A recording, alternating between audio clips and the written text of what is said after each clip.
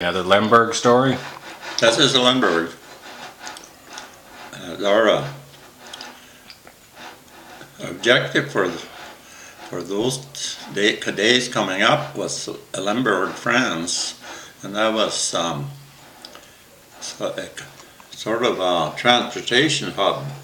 They had a railroad track going through there and a highway, and I think the reason for the objective was to cut the railroad track and the road to stop the German from using it for a supply line. And usually the German tactics were they had a secondary line of defense too, they used to call it. So when you came up on the objective, you probably would hit some gun positions before the main objective. And this day our company was moving up on our objective, and we stopped for a while to wait. I imagine they were coordinating the companies, not the time to move. And our company was spread out on a slope, but it was a forward slope. And I remember the weather was pretty nice that day, and we were spread out on the slope waiting, and we were laid down on the ground. Everybody just laying down, and right below us on that slope was a swampy area, and there was a road going across the swamp, and it looked like some kind of like a dirt road that probably hadn't been used for a long time. But at one time somebody had been driving across that swamp. And right on the other side was cut in the side of the hill. And I think they've been digging gravel out of there and hauling it out of there at one time. And we were just, every time we were on a forward slope, we started getting nervous. Because if we got artillery, we weren't digging, we hadn't dug in or anything, we were just laying there waiting to go. And I don't know, I was kind of nervous, because whenever you're on a forward slope, when you get close to an objective, it's vulnerable to mortar and artillery. And I know myself, I suppose everybody else was looking for a place to go in case they started laying in artillery or mortars. So you had a place as fast as you could to get some shelter. So, and I kept adding that cut. Looked like they dug out some gravel, and it was probably only 200 yards away across that swampy area, or 200-300 yards maybe. It was well within small arms fire range.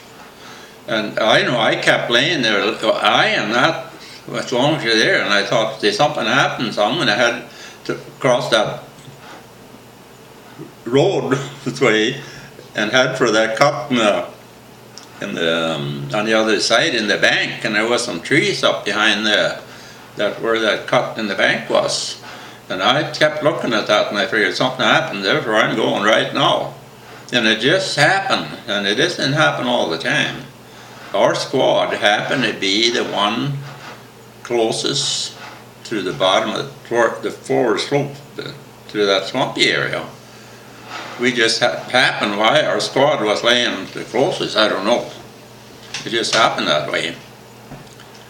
So we were, as far as the company was laying spread out, we probably were the closest to this cut gravel.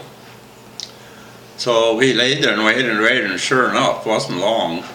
And here we started getting artillery. Somebody was sitting there watching us. And I took off. I just took running as hard as I could across that area. And there was right above that little cut was a gun position, machine gun position. But you couldn't see it. It was a camouflage, you couldn't see it.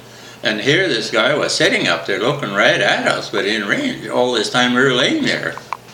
And that was the first line of defense you hit before you hit the main objective. And I started running, and I just made it to the road, and a guy opened up.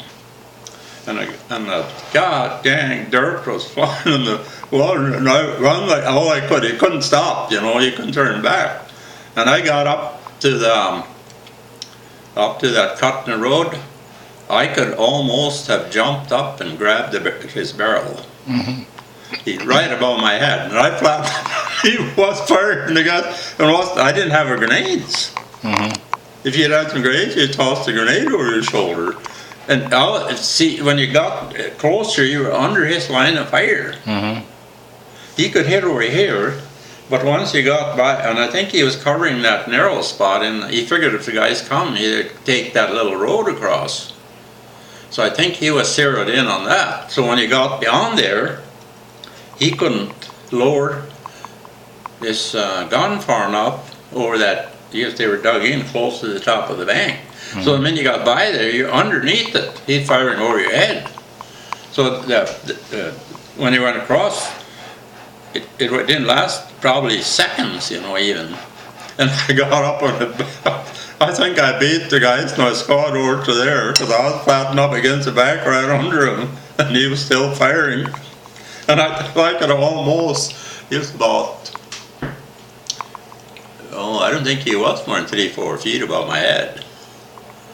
And then the rest of the company, of course, took off, and some went this way, some went around the other way, coming on the sides. When they found out this was a gun position, they weren't going to run into it.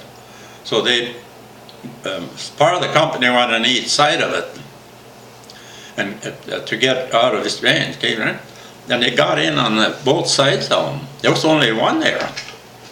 It's only one position. And they came in from the side, and then he ran out of ammunition.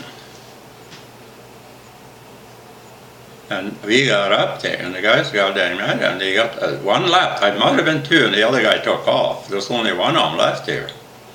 And of course, he was just completely petrified, because he figured that was the end of him. And if it hadn't been for maybe who it was, he was down on his knees, begging. And the guys said, they're going to shoot him right on the spot, you know.